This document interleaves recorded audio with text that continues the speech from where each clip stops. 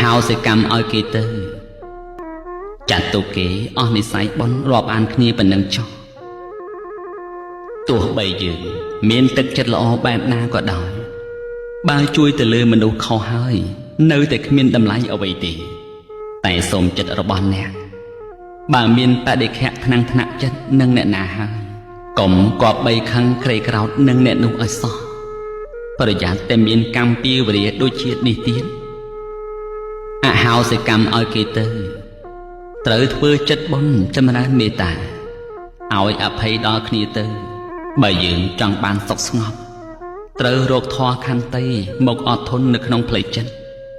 ត្រូវធ្វើខ្លួនឯងឲ្យសប្បាយទៅតាមទង្វើល្អរំសាយសេចក្តីទុក្ខចេញអំពីខ្លួនរំលត់ភ្លើងកំហឹងក្នុងចិត្តចេញកុំប្រមាថខ្លួនឯងកុំថប់ជីវិតនឹងខ្លួនឯងបែរជាចង់ធ្វើអត្តឃាតឬធ្វើទរណកម្មមកលើខ្លួន